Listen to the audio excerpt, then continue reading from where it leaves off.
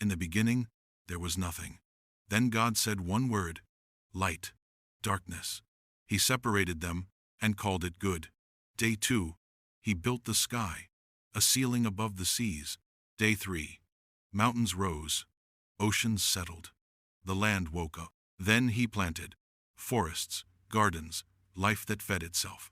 Day 4, the sun, the moon, stars scattered like diamonds across forever.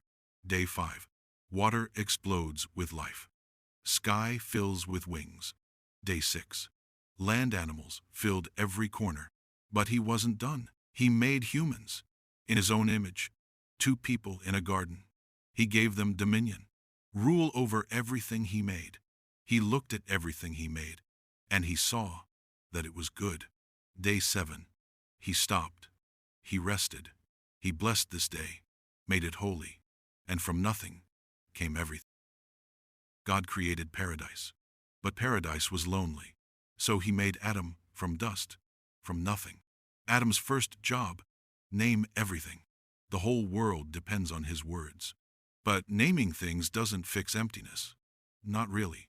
God sees this, and he decides Adam needs a helper, a companion. First, Adam falls asleep, deeper than any human ever has. Then God does something unprecedented, a surgical miracle.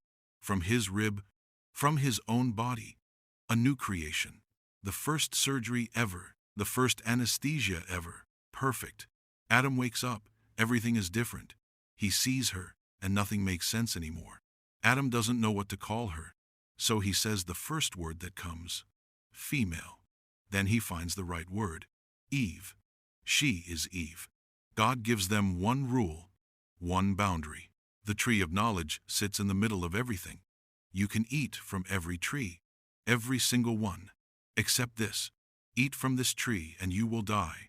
Paradise, with one trap waiting inside it. They don't understand yet. They have no concept of what death means. But the choice is already waiting. In the garden, in the future, inevitable. This is the beginning, the first perfect moment before everything breaks. One rule, one tree, one choice that will change for. She wasn't supposed to touch it, but it looked perfect. Eve walked past it. She knew better, but something pulled her back. One bite. That's all it would take to know everything. Then the snake spoke. God lied to you. You won't die. Your eyes will open. You'll be like God.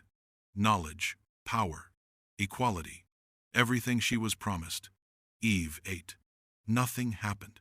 She waited. Still nothing. She gave it to Adam. He took it.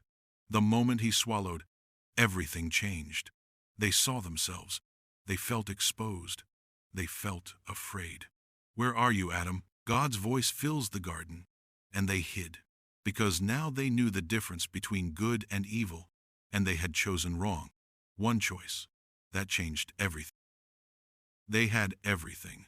Paradise, perfection. But they chose disobedience. And in that moment, they felt something new. Shame. God loved them. But they broke his trust. So he made a choice that would cost him. The first death, the first blood. He wept as he worked. His own grief was the price. He covered their shame. Even in anger, he loved them still. But love and justice demand a reckoning. The gates closed. Forever. Adam's punishment. Endless labor. Sweat. Struggle. From this day forward. Eve's punishment was deeper. Unbearable pain. In childbirth, for generations, he would work until his body ached. He would eat only what his sweat earned. She would endure agony no man could comprehend. Over and over, life after life, they looked back one last time at what they had lost. No servants, no abundance, no rest, only work, only pain, only consequence.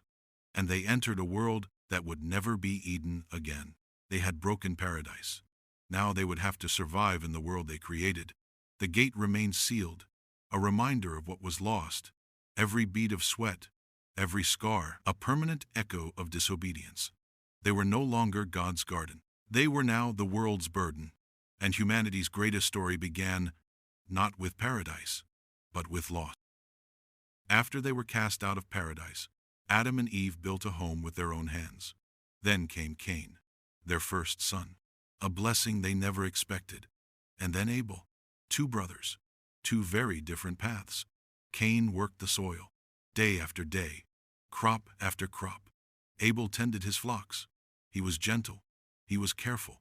Years passed. The brothers grew. They lived different lives. One day, God asked them both for an offering. Cain brought his harvest, but his heart was somewhere else. He didn't give with joy, he gave with rage. Abel searched every animal. He found the best one. He brought it with pride, with gratitude. The moment came. God would choose. God accepted Abel's gift. The fire burned bright.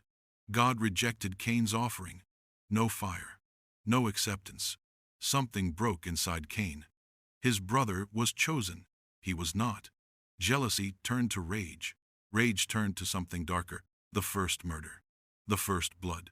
Everything changed in a single moment. A hike. That's what Cain told his brother. A simple walk into the woods. Cain approached his brother. Abel didn't see it coming. In one moment of fury, everything shattered. Abel had no idea what was coming. 3 days earlier, the Lord rejected Cain's offering, but blessed Abel's. Jealousy. It festered. It consumed him. And now, in one moment, everything changes. The rock fell. Abel was gone. Abel fell. The first death, the first murder, the first sin born from jealousy. And history marked this moment forever. One choice, one moment. Everything changed. The first tragedy, the first curse, born from one brother's hand against another. But his blood? It cried out to God. God asked, "Where is your brother? Am I my brother's keeper?" Cain spat the words like poison. The curse fell. The mark burned. No one could kill him, or his suffering would multiply sevenfold. They lost 2 sons that day, one to death, one to curse. But God gave them another, Seth, the replacement, the second chance.